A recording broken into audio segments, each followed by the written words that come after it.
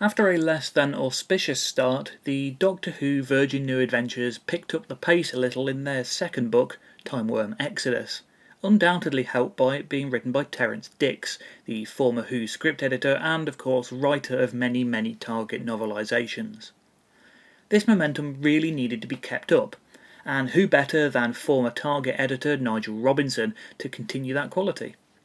And did he live up to expectations? No.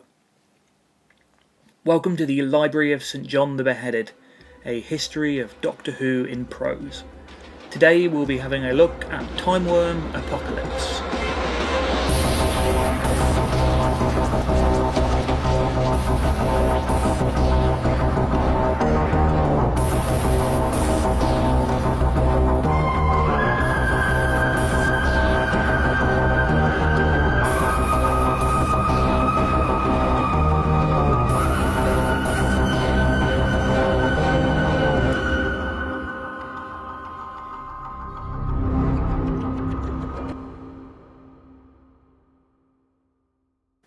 Nigel Robinson was editor of the Target range between 1985 and 1987, directly before Peter Darvill-Evans, the editor of the Virgin New Adventures, took over that role. He also wrote the Target quiz book and the Doctor Who crossword books, which are fiendishly difficult for anyone without an encyclopedic knowledge of both the show and the Target novelisations. And like many Doctor Who authors, he has made a career in writing young adult fiction and tie-in novels, some of which are seemingly pretty popular. However, we all have to start somewhere, and we don't always start well. Robinson's first novel was given a pretty high profile, given that it arrived so early on in the novel range, and that's kind of sad given that it's such a dull book. It was delivered more than a year before it was released, in January 1991, and in that time surely someone could have suggested some improvements. The third volume of the Virgin New Adventures continues to charge ahead into new territory, a new era of Doctor Who for a new decade, never trading on nostalgia, with an opening that is literally a quote from 1980 season 18 TV story Logopolis. I wonder if that's why it's called Apocalypse, because that sounds a bit like Logopolis. The working title was initially The God Machine, and there was even a brief suggestion of calling it Timewyrm Apotheosis. Actually, Timewyrm Apocalypse is probably the best of the three, even though Apocalypse is the only one not to be a book of the Bible. It's an alternative name for the Book of Revelations, but then the next book is called Timewyrm Revelation. Anyway, after this opening section, it then follows the format of Exodus with a very bold prologue. Where Dicks had the Timewyrm witnessing the history of human conflict, here Robinson has her witnessing the birth and history of the entire universe. Right up to the moment the CVE from the end of Logopolis winks out of existence, heralding the beginning of the end of everything. I mean, that's a pretty exciting opening. The Doctor's going to arrive at the point where existence begins to fail in pursuit of an evil, deranged, conceptual entity. How can you get a story like that wrong? This is how. The first thing the inanely named Lord Reptu says is, "That is to be expected, of course. The sea voyage to Kandasi is long, and the trip disorientating, even to we of the Pangistri. Though the people of Kirith regard us with awe, and rightly so, we are not so very different from you. You will learn that in your time here." Thank you, Lord Exposition Reptu.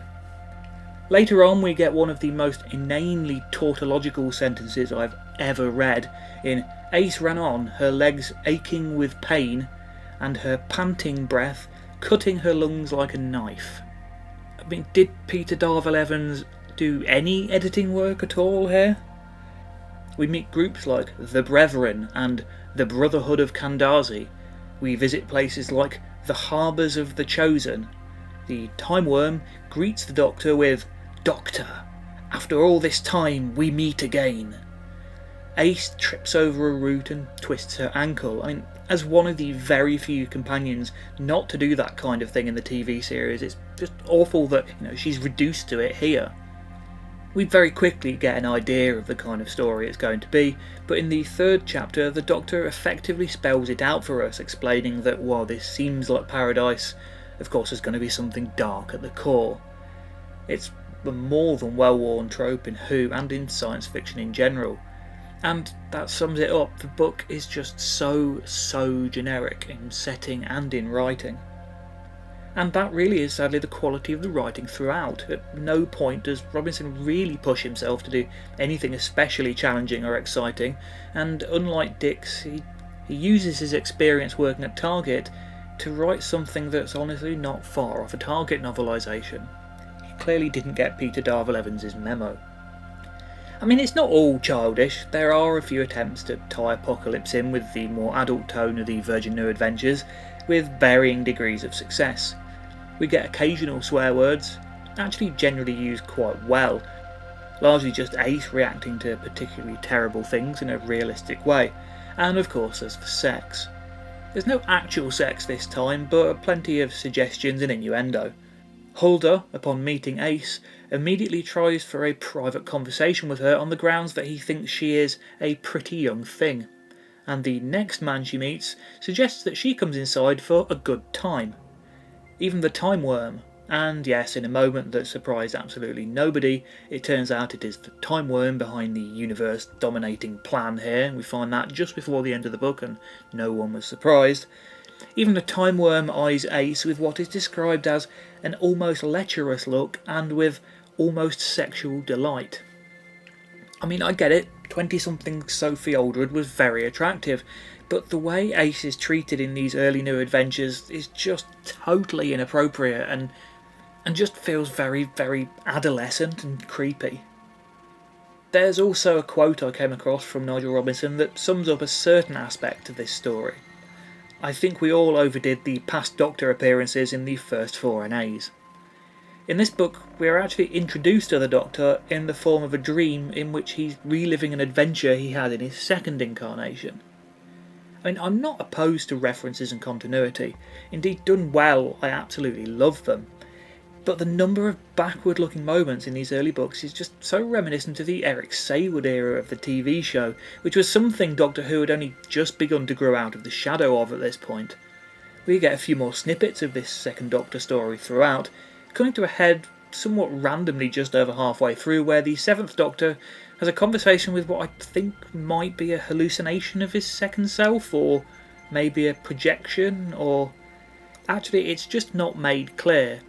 It seems to be coming from within himself, but at the same time he can see his second Doctor self. We also get a bit of internal continuity with the TARDIS not behaving properly and Ace spying what she thinks is a cat on board, an addition by Darvill Evans to foreshadow the Range's second series arc coming later in the year. A disgusting creature is found in a massive jar in a laboratory, and the description is pretty visceral. It's an almost oversized head, exposed organs, it writhing around in a mixture of its own excrement, blood and vomit, lumps of flesh detaching themselves and floating around. And similarly, the group of the Unlike that Ace stumbles across in the off-limits poisoned Darkfell area of the planet Kirith is really well described. A band of people with missing or enlarged limbs, with malformed faces or ones totally wrong for their body, translucent skin or with too much hair.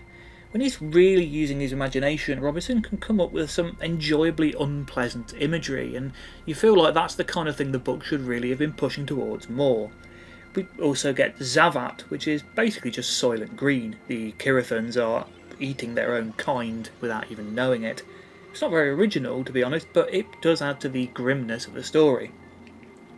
And it is actually a pretty gruesome story beneath all the generic Who by Numbers stuff, with the Pangistri, the beloved leaders of the society, turning out to be a hugely advanced race who are breeding the entire Kirithon species just to experiment on, leading to hideous mutations in the process, in the hope of creating a computerised gestalt called the God Machine that will be able to stop the universe reaching heat death and collapsing into the Big Crunch. That's two totally opposing theories about the end of the universe there, which both seem to be happening at the same time here somehow. Ultimately, though, the potential in the plot doesn't do anything to overcome the biggest problem with the book, which is the same as with Genesis. It's just utterly dull. When I first started this series, I planned on doing 1 or 2 videos a week, but every time I sat down to read Timewyrm Apocalypse, I just lost the will to live. Every time I expected to find myself somewhere near the end of the book, I picked it up only to realise I wasn't even halfway through yet.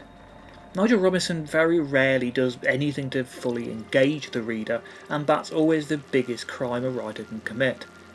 Thankfully, it's something that happens far less frequently in the VNAs from this point on.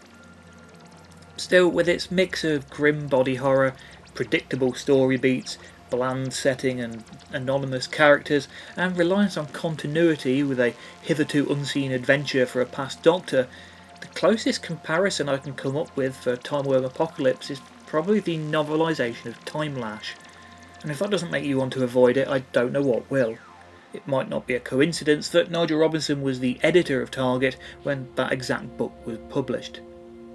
When Peter Darvill Evans announced that the Virgin New Adventures would be all about moving forward and not looking backwards, he didn't mean aping the worst bits of the Eric Saywood era, but that seems to be what's happened here. 3 books in, and the second failure. It's sometimes easy to understand why the VNAs have a bit of a poor reputation. It does take a bit of digging to really get to the gold. In terms of favourite bits, some of the gory descriptions are good, but something about the prologue's description of the beginning of the end of the universe in the far, far distant future, it really works for me. There's a certain elegance in its simplicity. The universe had been given a breathing space in which to prove itself. Several more billion years passed.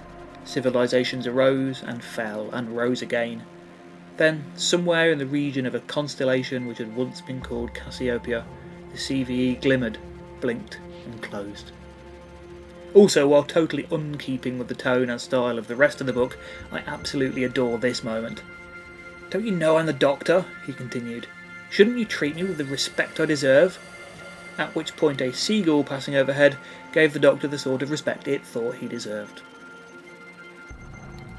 Despite this very short book being a hell of a slog, I do have 2 positives to keep me going with this series. Firstly, Robinson's second VNA, quite a long way down the line, is drastically better and almost unrecognisable as the work of the same writer. And secondly, the next book is an absolute corker. Hopefully I'll have that one with you in a much shorter space of time. In the meantime, I would love to know your thoughts on this book, so do drop me a comment if you've read it, and there are also like, subscribe and share buttons down there which you might feel like clicking. And I hope you'll join me for the next episode in which I'll be discussing Paul Cornell's Timewyrm Revelation.